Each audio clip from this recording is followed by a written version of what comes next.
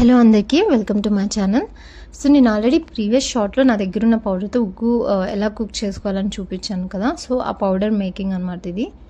So ఇక్కడ ఒక బౌల్లో ఒక చిన్న glass of rice and 1/4 glass of పెసరపప్పు తీసుకొని 3 to 4 times వాష్ చేసుకోవాలి.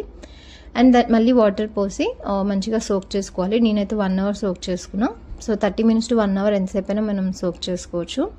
అండ్ ఇక్కడ వాటర్ అంతా డ్రైన్ చేసి ఒక క్లాత్ పైన మంచిగా డ్రై చేసుకోవాలి. Sun dry or fan dry ఏదైనా పర్లేదు, బట్ మనకి ఏంటంటే ఫుల్గా డ్రై అయిపోవాలి, దాంట్లో ఉన్న మాయిశ్చర్ అంతా వెళ్ళిపోవాలి. దీనికంటూ ఒక టైం లిమిట్ ఏమీ లేదు. సో అది చూసుకోండి మీరు. నాకు సన్ డ్రై కాబట్టి 3-4 hours మంచిగా డ్రై అయిపోయింది. ఆల్సో ఇక్కడ నేను చాలా తక్కువ క్వాంటిటీ చేస్తున్నా, ఎందుకంటే ఎప్పటికప్పుడు ఫ్రెష్గా ప్రిపేర్ చేసుకోవచ్చు అని.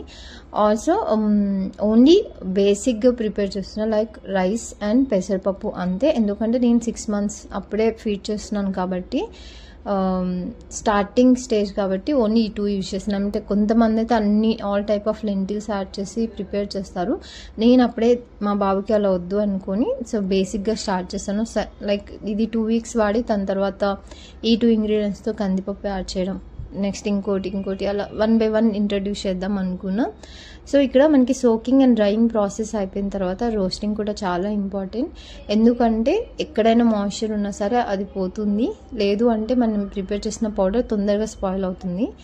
సో ఇక్కడ లో ఫ్లేమ్లో ఒక 3 minutes అలా, నాకైతే 3 minutes పట్టింది. మీరు ఏం చూసుకోవాలంటే మంచి అరోమా వచ్చిన తర్వాత స్టవ్ ఆఫ్ చేసుకోవాలి. ఇక్కడ స్టవ్ ఆఫ్ చేసే ముందు కొంచెం వాము యాడ్ చేస్తాను, సో దట్ వాళ్ళకి ఈజీ డైజెషన్ ఉండాలి అని.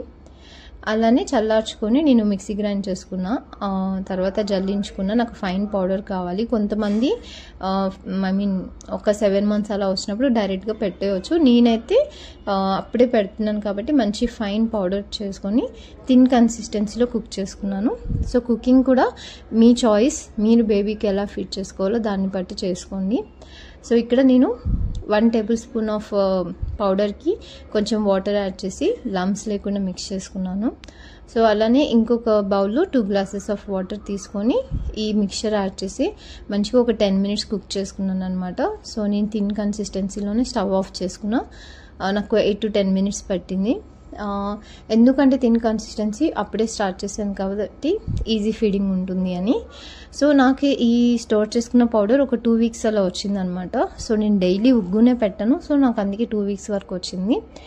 సో మనం వెజిటేబుల్స్, ఫ్రూట్స్ స్టార్టింగ్ ఇంట్రడ్యూస్ చేసుకొని ఉగ్గు మిడిల్లో యాడ్ చేసుకోవాలి. లైక్ నేను ఫస్ట్ డే పెట్టినప్పుడు యాపిల్ పెట్టాను, అది 3 days కంటిన్యూ చేస్తాను. ఎందుకంటే మనం ఏ ఫుడ్ ఇంట్రడ్యూస్ చేసినా 3 days కంటిన్యూ చేయాలి. అది ఫస్ట్ మార్నింగ్ టైంలో ఇంట్రడ్యూస్ చేసుకోవాలి, సో దట్ మనం ఎలర్జిటిక్ రియాక్షన్స్ ఏమైనా ఉన్నాయేమో అని మానిటర్ చేసుకోవచ్చు.